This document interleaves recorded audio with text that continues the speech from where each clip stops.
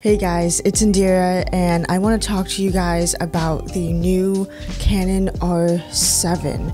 This is the new lineup from Canon, the aps-c lineup. They are releasing a R10 and a R7 in their new aps-c lineup in the RF mount. And right now I have the Canon R7 with me right now and I'm testing this bad boy out. Now I have done some tests with this guy and I will be showing that. I have some thoughts on the Canon R7 and R10, but mainly R7 because that's what I'm using. So this is a aps-c camera, which means that it's not a full frame sensor, so it is a crop sensor. So that is the sensor right there, or it's covered up. The sensor is covered up, but that is the aps-c sensor right there, and it has the RF mount. Now this is a good looking camera. It does have the flip screen. If you want to do vlogging, you can do some vlogging. I really like how you turn this camera on. It goes from on, and then if you want to go straight to video mode,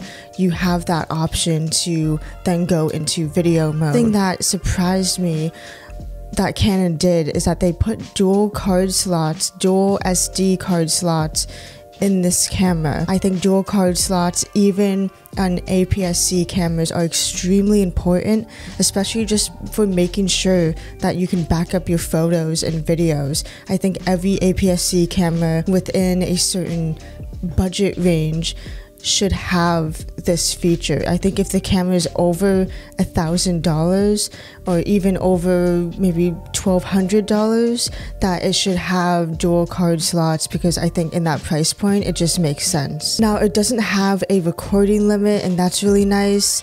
I haven't been able to test that out. I was recording with it, but I wasn't recording for over 30 minutes. I was just recording some clips here and there, but I didn't have any problems with it overheating or shutting down. They also changed the dial on top, or on the back of the camera.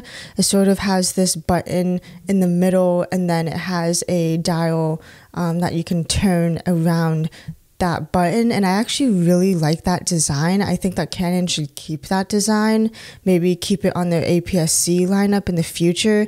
It's very tactile. Now spec wise, this camera can do 4K up to 30 frames per second. I just wanted to reiterate that the Canon R7, that it can actually do 4K 60 frames per second, but with the 60 frames per second there is a significant crop, and especially having that C-Log, I think it's not that big of a price to pay having that crop, and especially the fact that this is under $2,000 and can do 4K 60 on a crop sensor is insanely awesome, and I just wanted to let you guys know.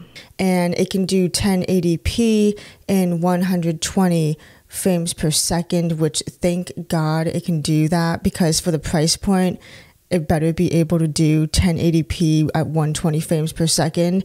And it also does have autofocus, which was something that I was worried about, because sometimes Canon can go back and forth and not give you specs that you need, but this does have the 120 frames per second, and it does also have Canon log, which is really nice. So if you want to get more dynamic range out of this camera, especially if you are using this as your main camera, you do have that option, and that is a really nice feature and something that I was kind of surprised that they brought into this camera. So this is footage. I have the 16mm f2.8 on. I am in Canon log, C-Log, and I have it in 4K. I think the dynamic range that you can get, especially having a log format, is pretty darn nice.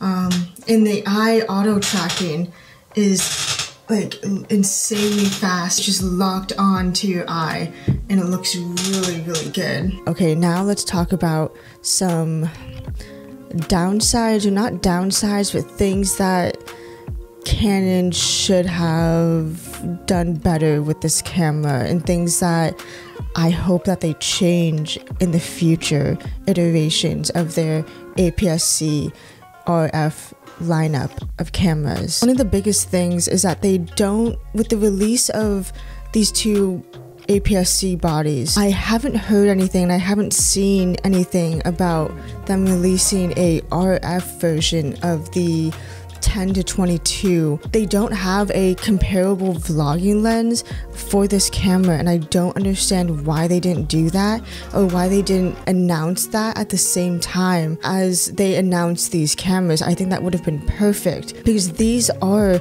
really amazing vlogging cameras, and they can be dual purpose because they have the dual card slots, they have the features, and for the price point they are what you would want as an entry-level mirrorless camera. Someone that can pick up this camera, learn how to use the features, and grow into the camera instead of growing out of the camera.